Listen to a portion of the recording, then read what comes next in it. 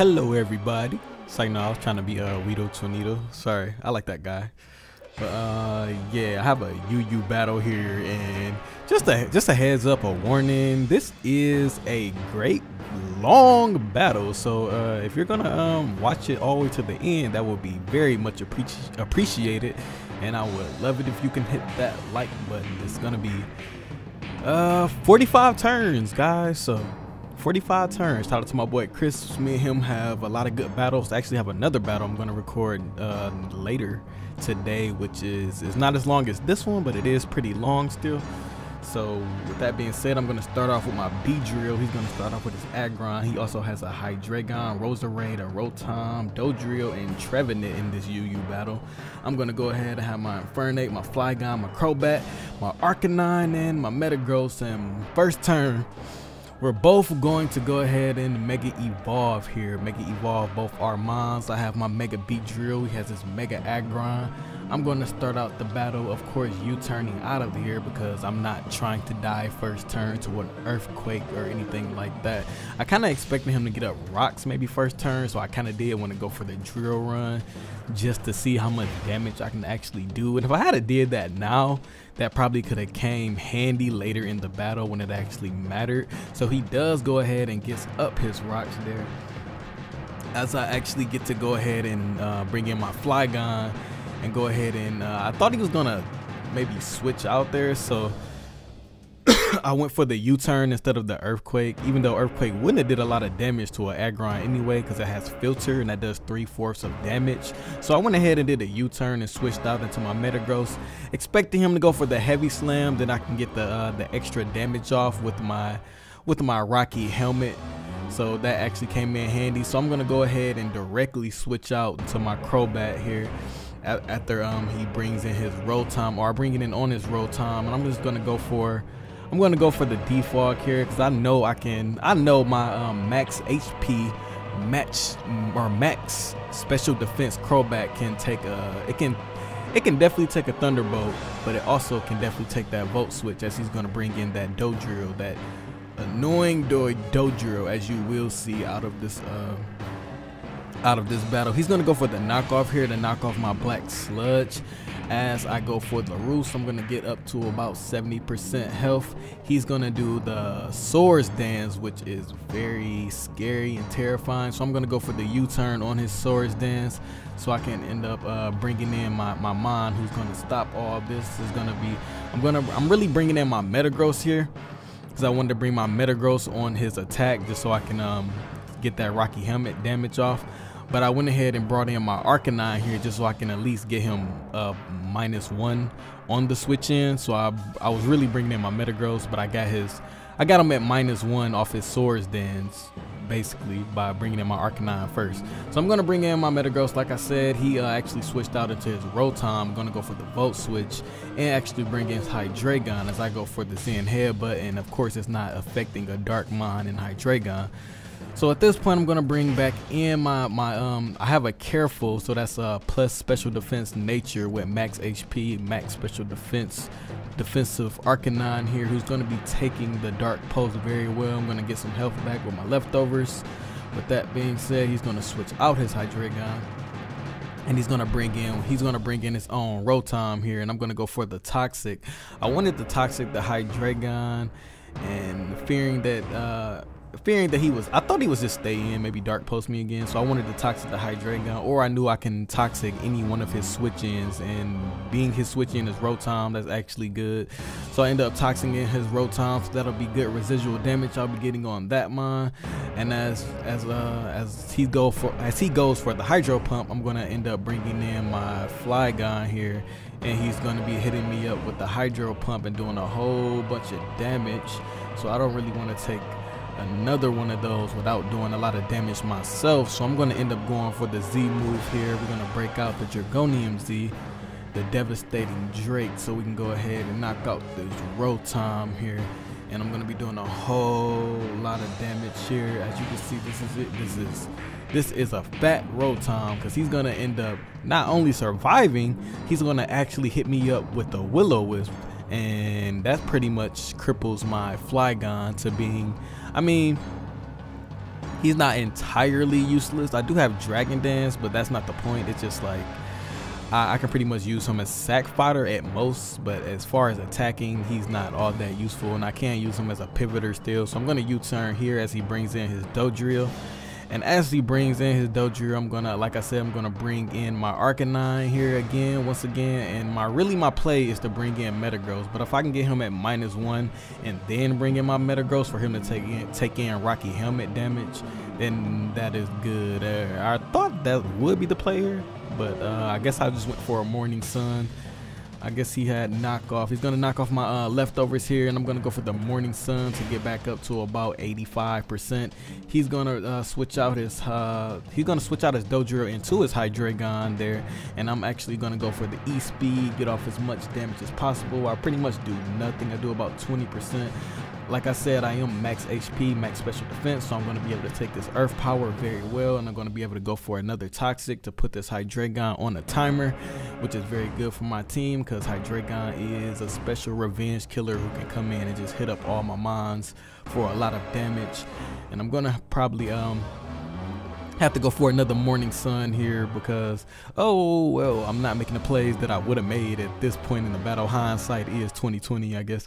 But I'm gonna go ahead and switch out into my Flygon here, and he's gonna go for the Swords Dance. And like I said, this Dodrill is very scary for my entire team. So on his Swords Dance, I do go for the U-turn. Like I said, my Flygon was a good pivoter in this game. So like I said, if my switch in is going to be Metagross, I might as well come in and with Arcanine first, get the Intimidate off, and then go into Metagross just so I can get the Rocky Helmet damage off on his attack.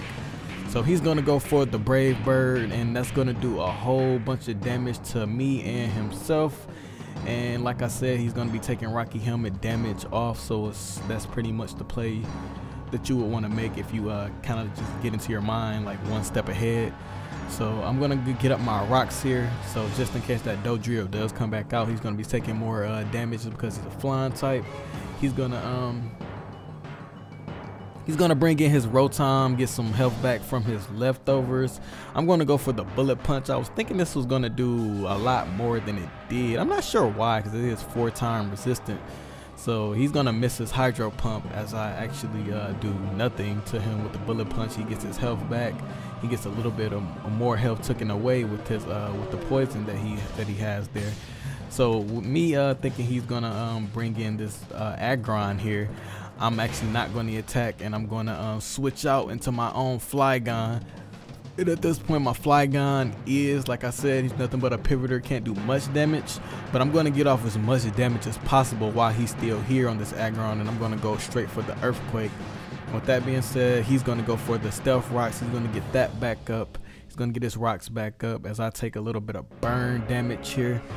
And I mean, it was a lot of metagaming going on at this point in the battle, as you can see, because I pretty much U-turned a bunch of times and switched in my Arcanine a bunch of times. So on this switch in or switch out of its Aggron, he's going to bring in his Roserade. Like I said, I'm trying to get as much usefulness out of my Flygon at this point as I can. So I'm going to go for the Earthquake, and I actually did a decent bit of damage there, pretty much maybe about 49% to the Roserade, and then I'm going to follow it up with an Outrage as I do another about 40%. He's gonna hit me up with the Giga Drain, get back a little bit of health here, and then get it back a little bit of more health from this Black Sludge as down goes my Flygon to the Giga Drain. I'm gonna bring back in my Crobat here because at this point I was thinking my Crobat was faster than this Roserade, even though I am not running any speed EVs.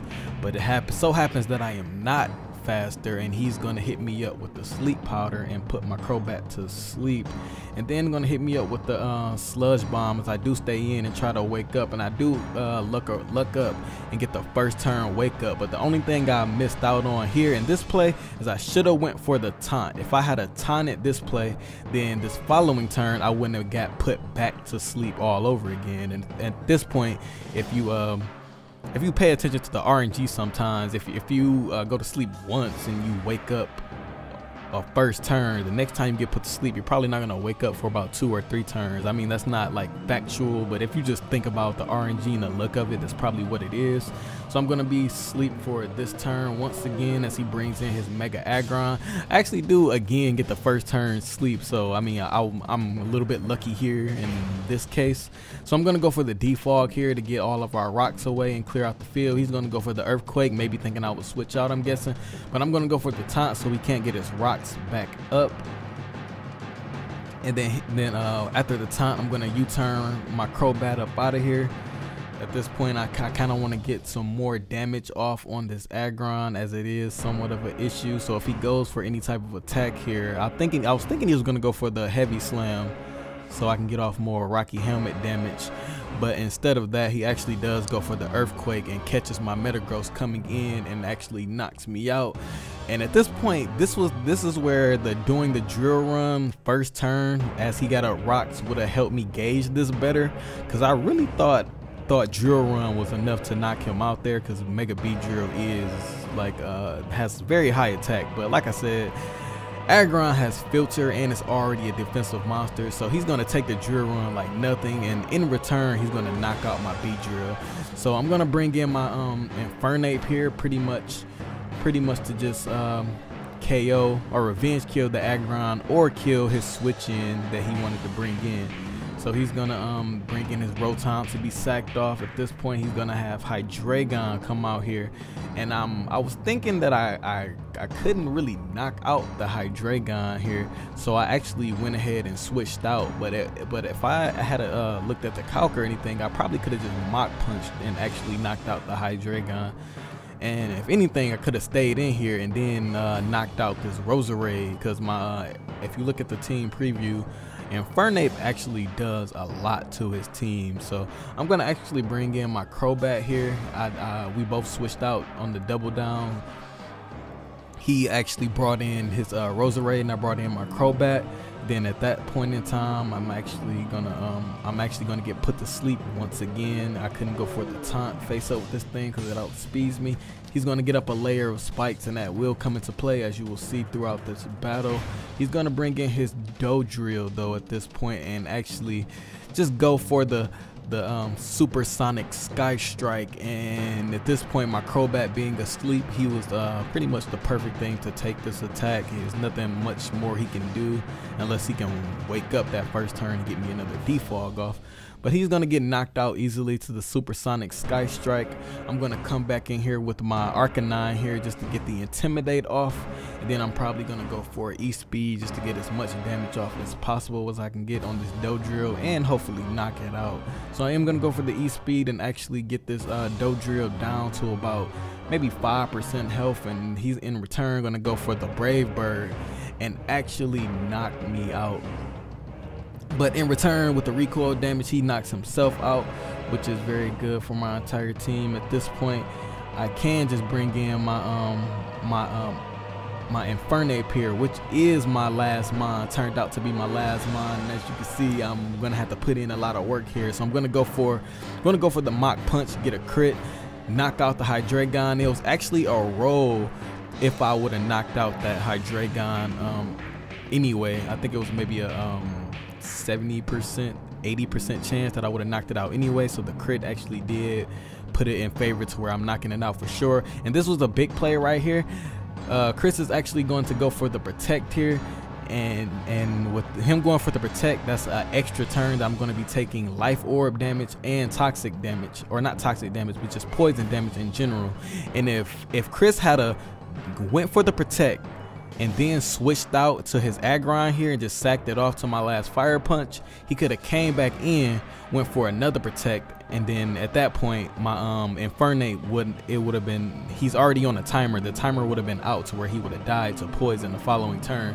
So with him not doing that, I do get to knock out that Trevenant. I knock out the Mega Aggron here, and his last mon is the Roserade, so I'm going to be able to knock that out as well for the very close, long, grueling 45 turn battle that ended with Infernape knocking out the Roserade. Like I said, if Chris had went for the Protect there and then switched out, and I would have knocked out his Aggron, he could have came back in with Trevenant, did another Protect, then I would have probably died to poison. So that was a very good battle, very close battle. And if you look at it in that light, that he should have went for that protect. This really was Chris's battle to win. So, but like I said, there was very close battle. Good game to my boy Chris once again. And if you did stay through that entire battle and you actually like this video, please leave that like button, a like for me, and then actually share the video, subscribe and such.